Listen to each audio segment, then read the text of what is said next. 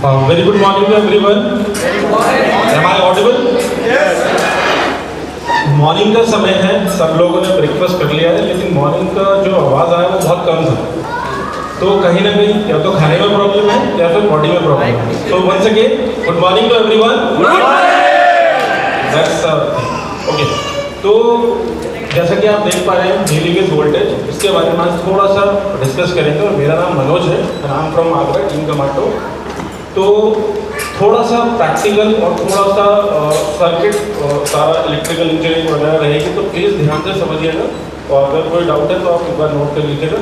और मैं thank you देना चाहता हूँ, I am very thankful to my appliances, जिनसे मैंने ये सारी चीज़ें सीखी हैं। Vansh sir, Satpal sir, Deepak sir, Prempal ji, तो मैं दिल से शुक्रिया हूँ, शुक्रगुजार हूँ इस चीज़ के लिए। तो सर स्टार्ट करते हैं हीलिंग इज वोल्टेज। तो कौन कौन लोग अग्री करता है कि हीलिंग इज सच में वोल्टेज? बाकी के लोग नहीं करते, राइट? आज करेंगे सर। ओके, तो थोड़ा सा डिटेल में सुनते हैं। तो अभी तक हम लोग डेमो करते हैं, और डेमो में ये सबसे बोलते हैं, वो एक दिखाते हैं चार्ट के -50 millivolt and all everything will show. तो आज उसको थोड़ा सा डीपली समझने की कोशिश करेंगे कि healing is voltage, that's true, लेकिन कैसे, राइट?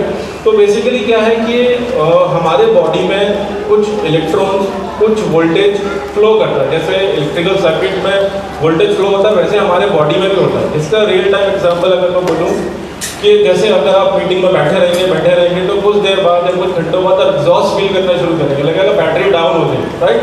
तो इसका मतलब ये है कि हमारे बॉडी का वोल्टेज कहीं ना कहीं डाउन हो रहा है, राइट? जैसे हमें कई बार ये भी लगता है कि हमने खाना खाया और खाना खाने के बाद उल्टा हमें एनर्जी आना चाहिए, एनर्जी डिप्लीट होने शुरू हो जाती है। ऐसा होता है क्या? अग्री करते हो? तो कहीं ना कहीं प्रॉब्लम है, या तो खाने में या तो बॉडी में। या तो हम एक ऐसा खाना खा रहे हैं जिससे हमारी बॉडी में से जो इलेक्ट्रॉन्स है वो ड्रेन हो रहे हैं, वो इलेक्ट्रॉन्स हमें मिल नहीं रहे वहाँ से। इंस्टेड ऑफ दैट हमारी बॉडी को प्रोवाइड करने पड़ रहे हैं उस डाइजेशन, खाने को डाइजेस्ट करने के लिए। तो वो सारी चीज़ें आगे डिस्कस करेंगे। तो हीलिंग इज अ वोल्टेज। तो ये इलेक्ट्रिक सर्किट आप देख पा रहे हैं, इसमें वोल्ट मीटर, अमीटर और कुछ रेजिस्टेंस है,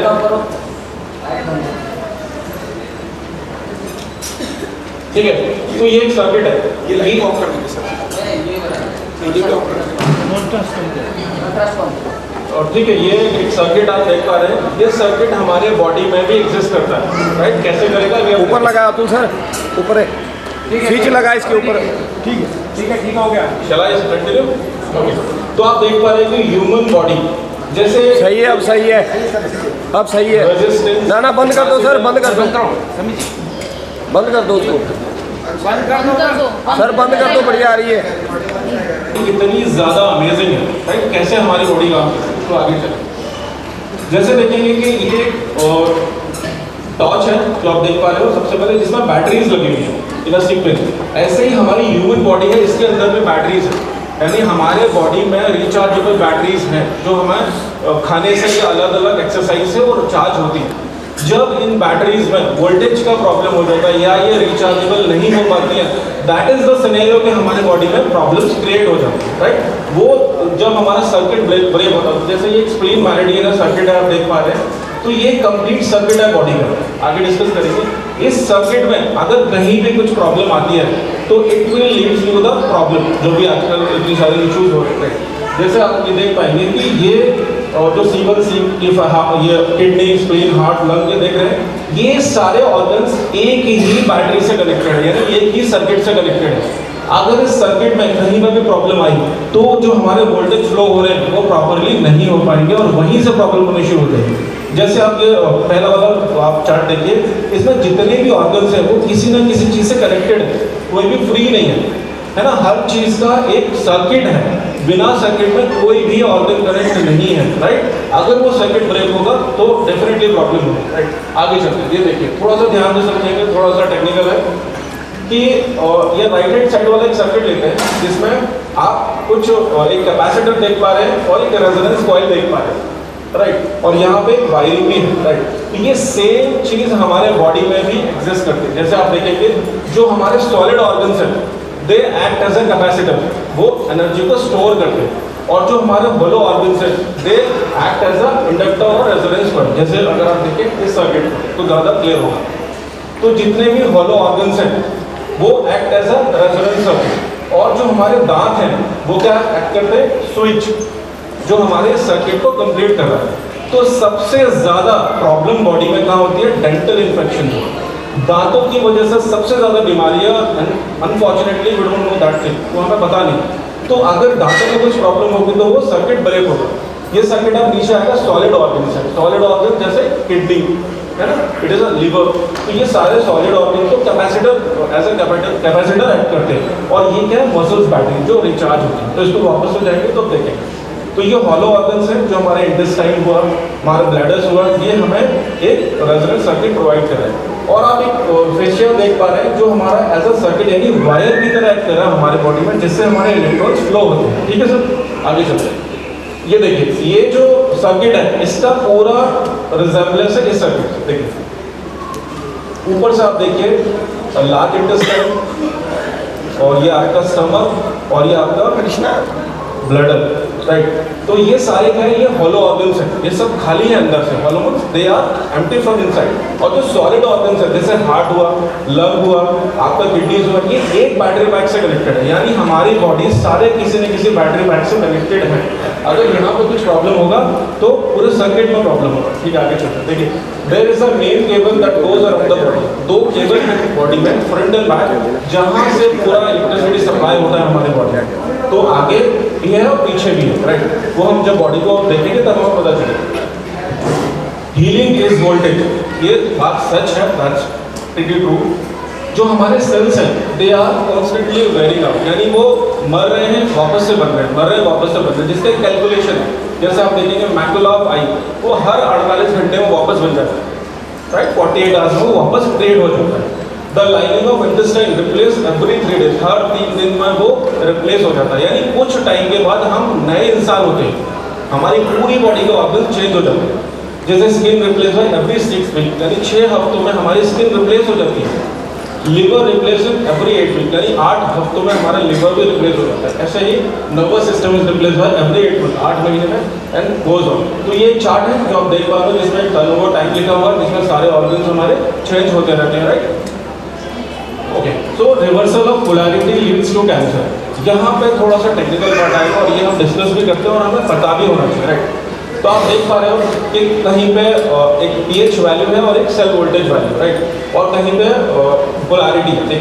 तो यहाँ पे मैं बोल रहा हूँ polarity, reversal of polarity. Reversal of polarity का मतलब ही यही है, अगर हमारी बॉडी में नेगेटिव मिलीवोल्ट से पॉजिटिव मिलीवोल्ट में चला जाता है तो यानी पोलैरिटी इज रिवर्स, और that should be the very dangerous part जो हम आज के डेट में फेस करते हैं।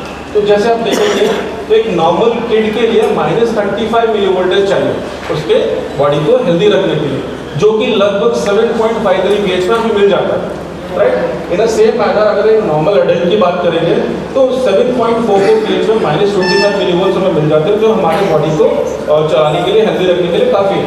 लेकिन क्या होता है कि -25 से अगर हम -15 आ जाए तो वी फील टायर्ड, और -10 वी फील सिक।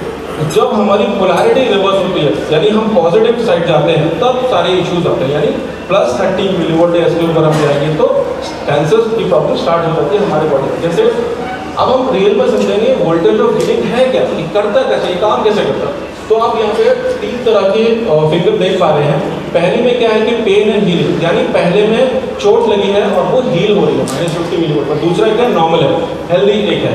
और तीसरा क्या है तो वहाँ पे -50 मिलीवोल्ट अवेलेबल नहीं है, इसलिए वो हील नहीं हो पा रहा। तो समझेंगे इसको थोड़ा सा।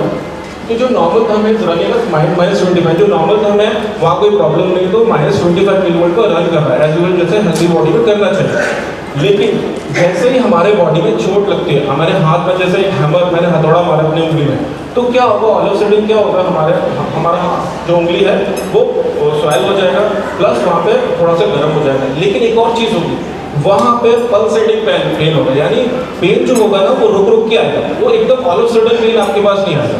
ये साइन है कि आपके बॉडी में -50 मिलीवोल्ट फ्लो हो रहे हैं।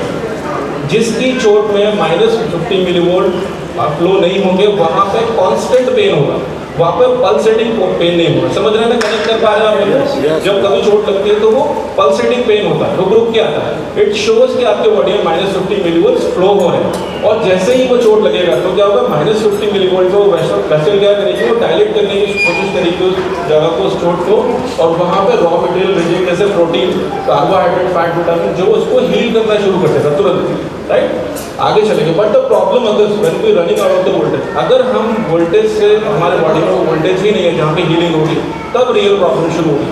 तो क्या होगा कि ऑलरेडी हमारे बॉडी में वोल्टेज कम है, अब ये -50 तो छोड़िए -10 पे आ गए, यानी वोल्टेज और डिक्रीज हो गए। इससे क्या होगा कि अब हम क्रोनिक सिचुएशन में आ जाएंगे।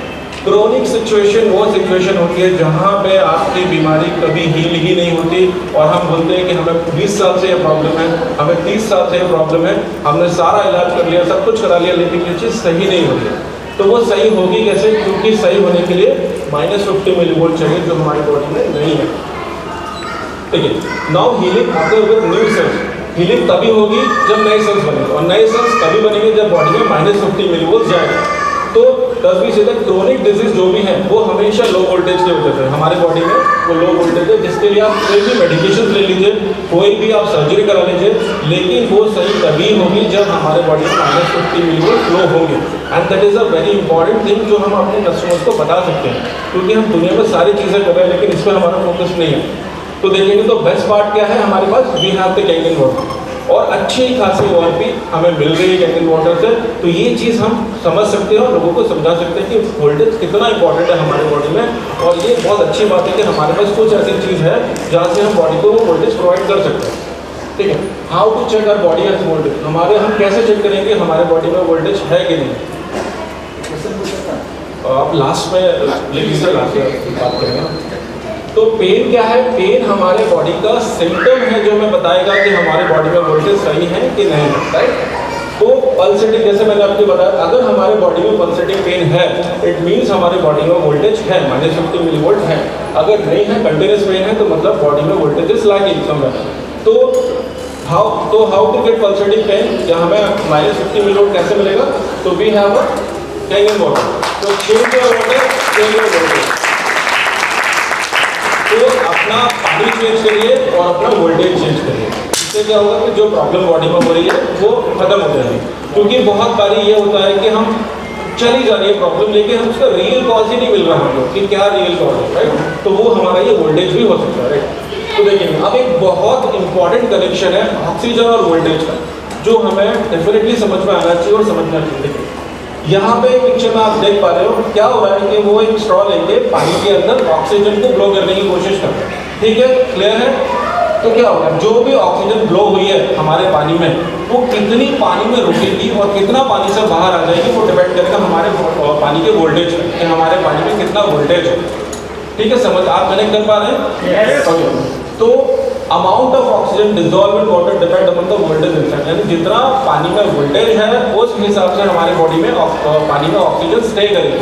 जैसे देखेंगे एक वोल्टेज इज रेज, अगर वोल्टेज कम है बॉडी में, राइट, पॉजिटिव साइड ज़्यादा है तो ऑक्सीजन कम डिजॉल्व होगी, राइट। और अगर बॉडी में ऑक्सीजन ड्रॉप हो गई है तो सॉल्यूशन क्या करेगा, जैसे अगर बॉडी में पानी में मिली वोल्टेज ज़्यादा नेगेटिव साइड, तो क्या होगा, उतनी ज़्यादा ऑक्सीजन डिजॉल्व होगी, और जितना प्लस साइड में है उतना वो कम डिजॉल्व होगी और बाकी की ऑक्सीजन बाहर निकल जाएगी। इन अ सेम मैनर हमारे बॉडी में भी यही है, राइट। हमारे सेल्स में क्या है, तो हमारा बॉडी का 70% पानी है, राइट। तो हमारे जो सेल है उसके अंदर पानी है, तो ऑक्सीजन उतनी ही जाएगी जितने सेल्स का वोल्टेज होगा। अगर वोल्टेज कम है तो बॉडी में ऑक्सीजन कम जाएगी और कम रहेगी, और इसका बहुत बड़ा खामियाजा हमें भुगतना पड़ेगा। कैसे? देखिए दो प्रॉब्लम आएगी, राइट। पहली क्या है कि जो हमारे बॉडी में माइक्रो ऑर्गेनिज्म होते हैं, राइट, लगभग 1 ट्रिलियन बग्स यानी 1 ट्रिलियन माइक्रो ऑर्गेनिज्म हमारे बॉडी में होते हैं, राइट।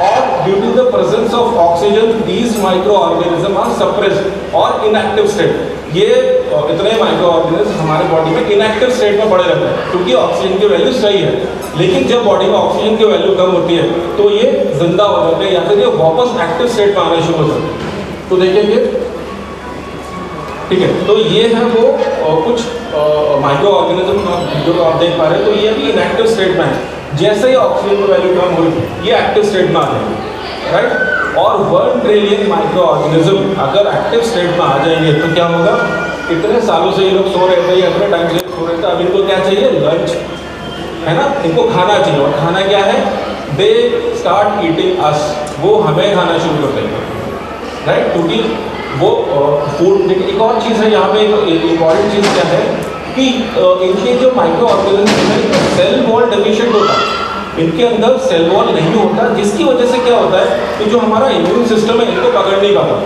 है ना, और इम्यून सिस्टम नहीं पकड़ पाता तो इसीलिए फीवर या फिर ब्लड प्रोफाइल में चेंज भी नहीं आता। तो अगर आप इसे ब्लड टेस्ट भी कराएंगे तो आपको पता ही नहीं चलेगा कि ये हमारे एक एक्टिव स्टेट में आ गया। तो ये समझना बहुत इंपॉर्टेंट है, राइट। तो ये हमें खाना शुरू कर दिया, और अगर इन्होंने हमें खाना शुरू कर दिया तो बॉडी में प्रॉब्लम जनरेट होना शुरू हो जाएगी, राइट। तो हमारे पास दो ऑप्शन है। फर्स्ट ऑप्शन है कि लेट देम ईट, उनको खाने दो और उनको चले दो जैसा भी चल रहा है। दूसरा ऑप्शन है कि इंक्रीज योर ऑक्सीजन लेवल। तो ऑक्सीजन लेवल कैसे बढ़ाएंगे हम? तो again we have option change your water, change your oxygen level, right. पहले था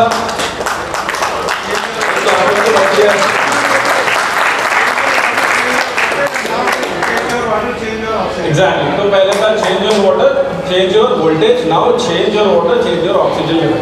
तो ऑक्सीजन लेवल बढ़ेगा, वोल्टेज बढ़ेगा, तो बॉडी में प्रॉब्लम्स कम होगी आगे चलकर। अब एक बहुत कॉमन क्वेश्चन है और हम हर रोज फेस भी करते हैं कि does alkaline water neutralise stomach acid? मुझे लगता नहीं कि जिसने डेमो दिया होगा वो इस क्वेश्चन के अक्रॉस नहीं आया होगा। सारे लोग आए हैं? बिल्कुल सर। तो आपको इसका लॉजिकल आंसर पता है? लॉजिकल मतलब ये कैसा है, जिसको पता है इट इज वेरी गुड, जिसको नहीं पता है डिस्कस कर लेते हैं। तो क्या होता है कि जब भी हम कोई खाना खाते हैं, कुछ भी खाते हैं, whether it is acidic, whether it is alkaline, तो क्या करता है हमारा जो स्टमक है वो हमारे स्टमक के pH को 2.2 pH पर लाने की कोशिश करता है, क्योंकि स्टमक में क्या है HCl है, हाइड्रोक्लोरिक एसिड, तो जिससे हमारा खाना डाइजेस्ट होता है। तो क्या होता है कि जब हम कुछ भी चीज़ खाते हैं तो हमारा जो स्टमक है वो HCl रिलीज करता है, उसको 2 pH पर लेके आता है, जिसके लिए एक रिएक्शन फॉलो होती है। आप देख पा रहे हैं NaCl plus H2O plus CO2, और उसके जो दूसरी साइड है वहाँ पे क्या प्रोड्यूस होता है HCl और सोडियम बाइकार्बोनेट। सोडियम बाइकार्बोनेट को ध्यान से समझ लीजिए, ये इंपॉर्टेंट पार्ट है, राइट। कैसे? जो सोडियम बाइकार्बोनेट है ये क्या है? एक बफर है, और बफर क्या है? ये इलेक्ट्रॉन डोनर है, बहुत इंपॉर्टेंट पार्ट है हमारे लाइफ का। तो क्या होता है, बफर वो सॉल्यूशन होता है जो हमारे pH को रेजिस्ट करता है, pH को चेंज नहीं होना चाहिए, राइट। तो समझिए जैसे ही हमने खाना खाया तो क्या हुआ कि बॉडी ने HCl को प्रोड्यूस किया, है ना। जैसे हमने एल्कलाइन चीज़ें ली, समझना सर बहुत इंपॉर्टेंट है। तो हमारा जो सोडियम बाइकार्बोनेट है वो इलेक्ट्रॉन डोनर है, तो हमने जैसे एल्कलाइन चीज़ें ली तो लोग हमें क्या बोलते हैं कि भैया अगर आपने एल्कलाइन पिला दिया पानी तो क्या होगा कि हमारे ब्लड स्टमक पर तो एसिड है और वो डाइल्यूट वो न्यूट्रलाइज कर देगा और खाना डाइजेस्ट नहीं होगा। लेकिन ऐसा नहीं होता, क्योंकि बीच में बफर है, राइट। तो ये बफर क्या करता है, जैसे ही आपने एल्कलाइन चीज़ें ली, समझना, जैसे आपने एल्कलाइन ली तो वो एसिडिक से बहुत दूर है, राइट। तो वो क्या होगा कि जब हमारे पेट को HCl प्रोड्यूस करेगा तो हमें ज़्यादा HCl प्रोड्यूस करना पड़ेगा एज कम्पेयर टू एसिडिक जो हमने लिया है। तो ज़्यादा अगर HCl प्रोड्यूस होगा तो उसके साथ ज़्यादा सोडियम बाइकार्बोनेट भी प्रोड्यूस होगा, जो कि क्या है? इलेक्ट्रॉन डोनर है, एल्कलाइन है। तो जिससे क्या होगा कि हमारे ब्लड में ज़्यादा एल्कलिनिटी जनरेट होगी, जिससे डाइजेशन खराब नहीं उल्टा अच्छा होता है। तो दिस इज द रिएक्शन। लेकिन ये गड़बड़ कहाँ पे होती है? गड़बड़ ये होती है कि जब हम कोई चीज़ एसिडिक लेना शुरू कर देते हैं, whether it is acidic water और चाहे वो ड्रिंक्स हो। तो जैसे कार्बोनेटेड ड्रिंक या कोल्ड ड्रिंक की अगर बात करें तो वो ऑलरेडी 2.5 pH पे हैं, राइट, ऑलरेडी 2.5 pH पे हैं, और उनको 2 pH पे वापस लाने के लिए बहुत कम सोडियम बाइकार्बोनेट जनरेट होना है। इससे क्या होगा कि एसिड की मात्रा ज़्यादा रहेगी as compare to sodium bicarbonate in our blood. तो हमारा जो एसिड है, अब ये क्या होगा, खाना डाइजेस्ट होने के बाद जाएगा स्मॉल इंटेस्टाइन में, और small intestine can not cope up with acidic stuff. तो क्या करना पड़ेगा, वो अपने पैनक्रियास से एक सोडियम बाइकार्बोनेट जनरेट करेगा, तो वो वहाँ से न्यूट्रलाइज हो जाएगा। लेकिन प्रॉब्लम क्या हुई? प्रॉब्लम ये हुई कि जो एसिड था वो हमारे ब्लड में चला गया, और ब्लड में चला गया तो वो हमारे इलेक्ट्रॉन्स को छीनना शुरू कर देगा, स्टील करना शुरू कर देगा, और यहाँ से प्रॉब्लम होना शुरू हो। ठीक है सर, ओके। तो देखिए ये समझना बहुत इंपॉर्टेंट है कि इलेक्ट्रॉन स्टीलर और इलेक्ट्रॉन डोनर क्या चीज़ है, राइट। तो देखिए कि जो इलेक्ट्रॉन स्टीलर है वो हमें डैमेज करते हैं हमारे बॉडी में, राइट, और उनका जो pH होता है वो 0 से लेकर 6.99 तक होता है। कि acidic stuffs are electron stealer basically, लेकिन जो इलेक्ट्रॉन डोनर है वो 7.1 से 14 यानी एल्कलाइन स्टेट में हम इलेक्ट्रॉन हमेशा डोनेट करते हैं, राइट। जैसे इलेक्ट्रॉन स्टीलर है acidic in nature, virus electron donor है alkaline in nature. Electron stealers produce free radicals in our body, और फ्री रेडिकल्स की जड़ है हर प्रॉब्लम की, राइट। लेकिन इलेक्ट्रॉन डोनर एंटीऑक्सीडेंट प्रोवाइड करते हैं, और ये पॉजिटिव पोल, ये नेगेटिव पोल, ये डिस्ट्रक्टिव है, ये कंस्ट्रक्टिव है, ये स्पिन्स लेफ्ट स्पिन्स राइट, ठीक है सर, आगे ओके। तो अब एक बहुत एक कॉमन तरीका है जहाँ से हमारे बॉडी के इलेक्ट्रॉन स्टील हो रहे हैं, राइट। जैसे एसिडिक वाटर या टैप वाटर या क्लोरीनेटेड वाटर या फ्लोराइड या मोस्ट बॉटल वाटर, ये क्या कर रहे हैं, ये सब हमारे बॉडी में से जाके इलेक्ट्रॉन्स चोरी कर रहे हैं, यानी इलेक्ट्रॉन्स को कम कर रहे हैं हमारे बॉडी में से, राइट। इससे क्या हो रहा है कि हमारे बॉडी में प्रॉब्लम्स होने शुरू हो रहे हैं। कार्बोनेटेड बेवरेजेस जैसे कोल्ड ड्रिंक, फ्रूटी माजा, राइट। उसके बाद कैफेनेटेड बेवरेजेस, कॉफी, टी, ये सब सारी चीज़। देखिए एक और चीज़ है टी के साथ क्या है कि जब हम एग्जॉस्ट हो जाते हैं तो हमें लगता है कि चाय पीने से वी फील एनर्जेटिक, ऐसा होता है सबके साथ एनर्जेटिक। लेकिन जबकि चाय में तो ऐसा कोई भी चीज़ है ही नहीं कि वो आपको इलेक्ट्रॉन डोनेट कर सके। तो ये वैसा होता है, इसका जो एग्जाम्पल मैं आपको दूँ कि जैसे घोड़ा, अगर हम घोड़े को बहुत लंबा दौड़ा रहे हैं तो वो टायर्ड हो गया, लेकिन फिर से हमने उसमें 2 लेश मार दिए, 2 हंटर मार दिए, तो फिर से वो एनर्जेटिक हो गया, क्योंकि वो डर के हिसाब से। तो वैसे ही हमारे बॉडी में भी चाय पीने से क्या होता है, हमें लगता है कि वी आर एनर्जेटिक, लेकिन ऐसा है नहीं एक्चुअली, राइट। तो ये क्या है, एल्कोहलिक बेवरेजेस है, कुक्ड फूड है। We are made for raw material things, हम कच्चे खाने के लिए बने, लेकिन हम जितना भी प्रोसेस या कुक फूड ले रहे हैं ये हमारे बॉडी में से इलेक्ट्रॉन को खींचते हैं। इसीलिए हमें क्या होता है, जब हम खाना खाते हैं तो हमें लगता है कि हमें थकान हो रही है, हमें सोना चाहिए, राइट। तो this is the basically reason. आप कच्चा खाएंगे तभी आपको नींद नहीं आएगी, राइट, क्योंकि वो आपके बॉडी में इलेक्ट्रॉन्स को वापस ट्रांसफर करेंगे, राइट। अब देखिए एक बहुत इंपॉर्टेंट पॉइंट है यहाँ पे जो आपके कस्टमर पॉइंट ऑफ व्यू से बहुत अच्छा है। जैसे डॉक्टर्स, जब भी हम या कोई भी इंसान किसी दूसरे इंसान को टच करता है तो क्या होता है, इलेक्ट्रॉन का फ्लो होता है। और कहाँ से क्या होता है, higher electron to lower electron. जिसके बॉडी में ज़्यादा होंगे वो ट्रांसफर हो जाएंगे, जिसके बॉडी में कम होंगे, राइट। और कुछ टाइम के बाद अगर वो कनेक्शन में रहते हैं तो वो इक्वल हो जाएंगे। तो ये डॉक्टर्स के साथ बहुत बड़ी प्रॉब्लम है, राइट, क्योंकि डॉक्टर्स का काम ही यही है कि every single time they have to touch the patient, right. जहाँ से क्या हो रहा है, पेशेंट के अंदर वो पेशेंट है, इतना मतलब ही यही है कि हम उनके बॉडी में इलेक्ट्रॉन्स कम है, राइट। तो जैसे ही उन्होंने टच किया डॉक्टर ने, तो क्या हुआ, डॉक्टर के जो पॉजिटिव इलेक्ट्रॉन्स थे वो पेशेंट में ट्रांसफर हो गए, और धीरे धीरे धीरे धीरे डॉक्टर्स बीमारी की तरफ जा रहे हैं और उनको पता ही नहीं चल रहा कि हो कैसे रहा है ना। जो डायबिटीज ट्रीट कर रहे हैं दे इटसेल्फ है डायबिटीज, जो हार्ट को ट्रीट कर रहे हैं तो उनको खुद का हार्ट अटैक, तो ये सारी प्रॉब्लम्स है, राइट। तो उसमें ये इंपॉर्टेंट फैक्टर ये है ना। अगर आप किसी डॉक्टर को बोलेंगे और ये समझाएंगे ना तो ये बहुत इंपॉर्टेंट फैक्टर है। मैंने कई आप उनको समझाइए कि सर आपके इलेक्ट्रॉन्स कैसे पूरे होंगे। इनफैक्ट आपको तो ज़्यादा इलेक्ट्रॉन्स की जरूरत है क्योंकि आप इतने लोगों के टच में आ रहे हैं, है ना। तो उनको समझाएगा। देखिए हाँ, व्हेन यू ट्रांसफर इलेक्ट्रॉन, जब हम किसी को हग करते हैं तो वो भी इलेक्ट्रॉन ट्रांसफर होते हैं।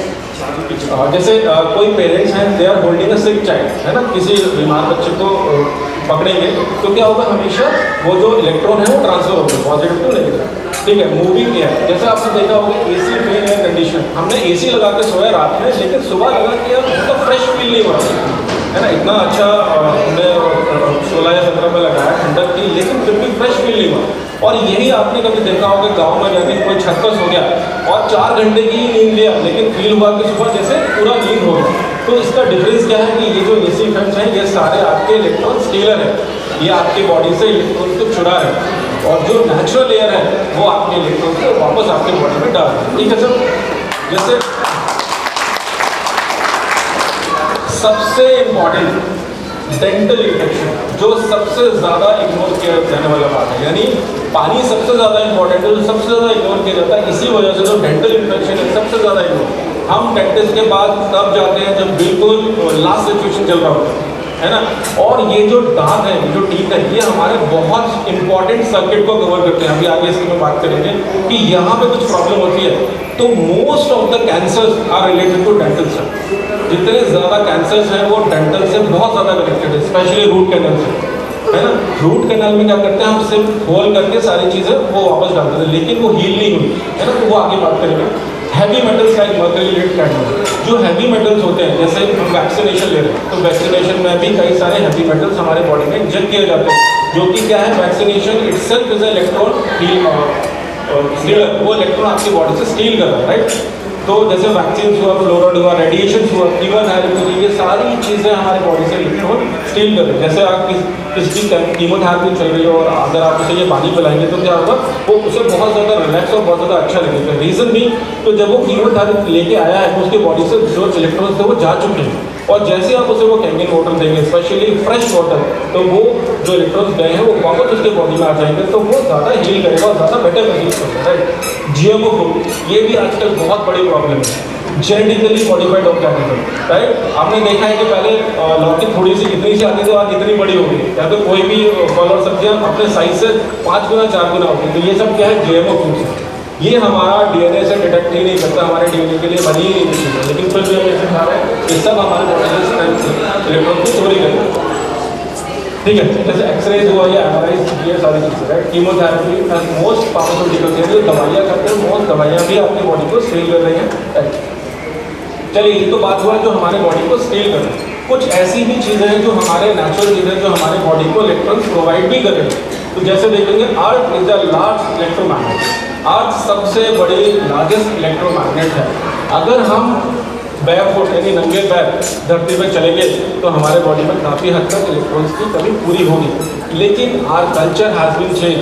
द प्रॉब्लम इज कि हम चप्पल और जूते से नीचे उतरते ही नहीं। इनफैक्ट हमारे घर अपार्टमेंट्स हैं 16 फ्लोर 18 फ्लोर, जहाँ पे मिट्टी से कोई लेना देना ही नहीं, राइट। और अगर ग्राउंड फ्लोर भी है तो हमारे पास चप्पल और जूते से नीचे हम उतरते नहीं, इसीलिए हमारा वो टच खत्म होता जा रहा था, इसीलिए हमारे इलेक्ट्रॉन्स की कमी होती जा रही है, राइट। जैसे अगर हम पानी, ज़मीन का पानी देखेंगे तो आजकल क्या, पहले जो पानी आता था उसमें वो इलेक्ट्रॉन्स अवेलेबल होते थे बिकॉज उसमें फ्लोराइड और क्लोराइड नहीं थे। लेकिन आजकल इतना ज़्यादा TDS बढ़ गया है कि वो पानी अब क्या है, इलेक्ट्रॉन स्टीलर हो गया है, इलेक्ट्रॉन डोनर। तो जैसे रॉ फूड हो गया, रॉ फूड क्या होता है, they are voltage donor, right. लेकिन process food are electron stealer. तो voltage always from higher voltage to low, हमेशा वोल्टेज हायर टू लोअर या कोई भी चीज़ हायर टू लोअर ही फ्लो करती है, राइट। एक और चीज़, जो मूविंग वाटर होते हैं दे आर इलेक्ट्रॉन डोनर, है ना। जैसे आप समझ रहे हैं, अगर आप शावर लेते हैं तो यू विल फील एनर्जेटिक, और अगर आप बात लेते हैं, है ना, सिर्फ पानी डाल लिया तो आपको एनर्जी नहीं मिलेगा, राइट। क्योंकि जो बाथिंग है, प्रोसेस है ना, वो आपके इलेक्ट्रॉन्स को स्टील कर देगा।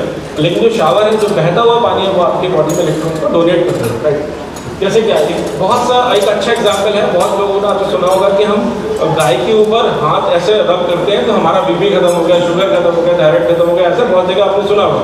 तो वहाँ पर प्रोसेस हुआ क्या, वहाँ पर प्रोसेस ये हुआ कि गाय चलती है ज़मीन पे और नंगे पैर होते हैं, उसके ऊपर जूते तो होते नहीं, तो वो अर्थ से इलेक्ट्रॉन्स को ले रहे हैं, और जब हम उनको टच करेंगे तो वो इलेक्ट्रॉन जो हमारे बॉडी में कम है वो वापस हमारे बॉडी में ट्रांसफर हो जाएंगे। जिससे हमें लगा कि गाय को रब करने से सही होता है। आप कुत्ते को भी रब करेंगे, बिल्ली को भी करेंगे तो भी सही प्रोसेस है, राइट। तो किसी भी जानवर को आप टच करेंगे या रब करेंगे तो वो इलेक्ट्रॉन्स आपकी बॉडी में ट्रांसफर होंगे। आप इस प्रोसेस में क्या होगा, जैसे ही जानवरों को फील होगा कि यार हमारे वोल्टेज तो चले गए, तो वापस से दौड़ेंगे बाहर की तरफ और अर्थ पर जाके अपना वापस से इलेक्ट्रॉन यानी चार्ज होना शुरू कर देंगे, राइट।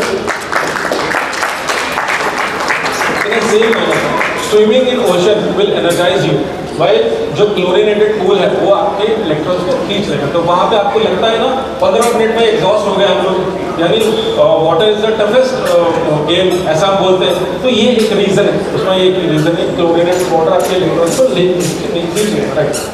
अब क्या है, ये बहुत एक इंपॉर्टेंट फैक्टर है कि ठीक है, we are talking about voltage, लेकिन सारे वोल्टेज को कंट्रोल कौन कर रहा है, कोई तो कंट्रोलिंग पार्ट होगा ना हमारे बॉडी में जो उनको कंट्रोल कर रहा है। तो जो प्राइमरी ऑर्गन है वो है थायराइड हार्मोन और एड्रेनल हार्मोन। ये क्या हमारे बॉडी के वोल्टेज को कंट्रोल करते हैं। जैसे स्कार्स हो गया या डेंटल इन्फेक्शन हो गया या टॉक्सिन्स हो गया या हैवी मेटल्स या इमोशन, हमारे इमोशंस भी हमारे वोल्टेज को कंट्रोल करते हैं। अभी बात करेंगे उसके बारे में, यानी emotions have magnetic field.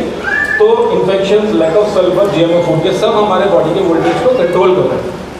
Time recharge होते रहते हैं, राइट। अगर वो रिचार्ज नहीं हो रहे तो वहीं पे प्रॉब्लम होना शुरू हो जाती है। जैसे जो हमारे मसल्स हैं, रिचार्ज बैटरी पैक, जैसे फेशिया अराउंड द मसल, एक फेशिया है वो मसल्स के अराउंड होता है और वो उसको रिचार्ज करता है। जैसे cell membrane, small battery, small capacitor, जो हमारे cell membrane act as a capacitor, और इनसाइड द माइक्रोमोबिया we have a rechargeable battery called ATP, right. दो और जो DNA है उसका स्केलर एनर्जी होती है। आगे most cancers are driven by the dental infection, ये सबसे ज़्यादा इम्पॉर्टेंट समझने वाला चीज़ है।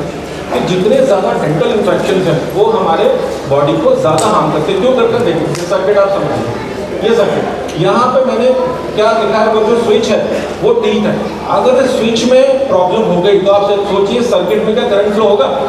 डेफिनेटली नहीं होगा। और यही हमारे बॉडी में हो रहा है, क्योंकि हमारे बॉडी में इतने सारे रूट कैनाल या दांतों में इतनी प्रॉब्लम है, सारी चीज़ें हो रही है, वो हम उसको बहुत माइन्यूट लेके चलते हैं और वहीं पर सारा रियल प्रॉब्लम है, right. Perhaps the most and the least appreciated cause of illness is dental infection, यानी कि सबसे कम अप्रिशिएट करने वाला और सबसे ज़्यादा डेंजरस चीज़ यही है, ठीक है। Most chronic disease are caused by dental infection. अगर किसी को क्रॉनिक प्रॉब्लम है तो ज़रूर आप देखना कि उसके पास डेंटल इन्फेक्शन कुछ ना कुछ ज़रूर होगा, राइट। तो इवन डेंटिस्ट है, देखिए एक डेंटिस्ट का हमारे बॉडी में ज़्यादा इम्पैक्ट है रेदर देन एनी फिजिशियन, है ना। लेकिन हम डेंटिस्ट को कभी भी इम्पोर्टेंस नहीं देते हैं, राइट। हम हमेशा सर्जन को ज़्यादा इम्पोर्टेंस देते हैं, लेकिन किसी भी डेंटिस्ट का ज़्यादा इम्पैक्ट है हमारी ह्यूमन बॉडी में, नहीं। तो डेंटल वर्क्स और जो डेंटल वर्क्स हैं दे आर टेम्परेरी, है ना। जैसे टायर है ना, वो दे आर टेम्परेरी, उनको time to time we need to check. ऐसे ही हमारे डेंटल इन्फेक्शन यानी दांतों को भी चेक करना जरूरी है। अब आप ये सिनेरियो देखिए, यहाँ पे क्या है कि कुछ ऊपर दांत आपको दिख रहे हैं और कुछ नीचे बैटरीज दिख रही है, राइट। तो ये बैटरीज आप देख पा रहे हो, उनके जो जहाँ से ये कनेक्टेड है वो क्लोरोड होना शुरू हो गया, डेंटल इन्फेक्शन हुआ। अब एक और चीज़ है हाइपोथायराइडिज्म वर्सेस कैंसर, ये भी बहुत इंपॉर्टेंट पार्ट है, राइट। लगभग एक साल में 1 करोड़ लोगों को थायराइड होता है, लगभग जो स्टडीज, एक साल में 1 करोड़ लोगों को थायराइड होता है। और थायराइड का बहुत ज़्यादा कनेक्शन है ब्रेस्ट कैंसर। क्यों है कनेक्शन? क्योंकि ये एक ही मेरिडियन पे आते हैं, यानी एक ही सर्किट में आते हैं, है ना। और most of the problem thyroid का कैंसर मतलब कैंसर थायराइड की वजह से ही होता है। देखिए जैसे हमारा थायराइड है, ब्रेस्ट है, स्टमक है, ये सारे एक ही सर्किट में आते हैं। तो इस सर्किट में यानी अगर थायराइड में कोई दिक्कत हुई, वहाँ पर कुछ प्रॉब्लम हुई, तो ये हमारे कैंसर को भी प्रमोट करेगा। जैसे देखते हैं कि जो थायराइड हार्मोन होता है वो प्राइमरी कंट्रोल करता है हमारे वोल्टेज को। हमारे बॉडी में वोल्टेज अच्छा फ्लो हो रहा है, लेकिन वो कंट्रोलर ही खराब है जो वोल्टेज को कंट्रोल कर रहा है, तो भी हमारे सर्किट में प्रॉब्लम जरूर आती है, राइट। तो जो हमारा थायराइड हार्मोन है T3, वो क्या कंट्रोल करता है? हमारे voltage of every cell membrane के वोल्टेज को कंट्रोल करता है, राइट। और T2 हार्मोन वो क्या करता है? हमारे ATP को कंट्रोल करता है, माइटोकॉन्ड्रिया के ATP को कंट्रोल करता है। तो ये अगर कंट्रोलर में प्रॉब्लम आई तो डेफिनेटली सर्किट में वोल्टेज फ्लो नहीं होंगे जो हमें रिक्वायर्ड है, राइट। तो आप देख पाएंगे कि जो थायराइड है, ब्रेस्ट कैंसर आर सेम एक्टोपंक्चर, यानी थायराइड ऑर्गन और ब्रेस्ट जो है वो एक ही हमारे एक्टोपंक्चर में कनेक्टेड है। तो यहाँ पर प्रॉब्लम होती है हाइपोथायराइडिज्म, यानी हमारा जो थायराइड ग्लैंड है वो थायराइड को प्रॉपर्ली सिक्रेट नहीं कर पा रहा है, यानी थायराइड की प्रॉब्लम है। तो जो हमारा इवन जो रिप्रोडक्टिव सिस्टम है या एंडोक्राइन सिस्टम है वो भी सेम सर्किट पर ही है, यानी स्प्लिंग स्टमक सर्किट पर, जो ये आप देख पाएंगे ये वो सर्किट है जिस पर ये है। तो इस सर्किट में अगर थायराइड की कोई दिक्कत है तो ये सारी चीज़ें खराब होंगी आगे चलते। तो ये वो सर्किट से अलग अलग, जहाँ पे अलग अलग जैसे लंग और ये हार्ट और ये सारी चीज़ें किडनी कनेक्टेड है, सारे सर्किट अलग अलग हैं। जैसे ये देखेंगे तो ये हमारे स्प्लिंग मेरिडियन सर्किट है, ये भी आप देख पा रहे हैं। तो ये पूरा कनेक्टेड है, बैटरी पैक से कनेक्टेड है, ठीक है। ओके, तो ये है जब भी हमारे बॉडी का वोल्टेज लो होगा यानी थायराइड होगा तो या इस सारे ऑर्गन्स में कैंसर की ज़्यादा प्रॉब्लम आएगी। और आप नोटिस करना कि ये जो नेटवर्क है सबसे ज़्यादा कैंसर आपको इसी मेरिडियन में मिलेंगे, यानी इसी सर्किट में मिलेंगे। जैसे आपके prostate, testicle, uterus, right, pancreas plus thyroid, breast, macula point, ये ज़्यादातर कैंसर इसी सर्किट में लाया करते हैं। और ज़्यादा प्रॉब्लम थायराइड की ही है, स्पेशली फीमेल्स में। हम देखते हैं कि females are not using any liquor और anything, but still they are suffering from cancer. तो this is the main reason, है ना। ये भी हमें समझना है कि ये भी वन ऑफ द रीज़न है जहाँ से प्रॉब्लम शुरू हो रही है। तो मेजॉरिटी ऑफ कैंसर इस सर्किट में लाई करते हैं। तो hence correcting the hypothyroidism to the normal does not causes cancer in the breast, right? तो जैसे ही हम इसको सही कर देंगे तो हमारा जो कैंसर है वो भी हम सही हो जाएगा। सो अब क्या है कि here is the solution of all the problems। अब हमने अभी देखा बहुत सारी प्रॉब्लम्स है, and most of the problems are connected with voltage या उसके कंट्रोलर के साथ ही प्रॉब्लम, राइट। तो इन सब का एक सोल्यूशन है जो हमें इजीली अवेलेबल है, वो है change your water, change your life.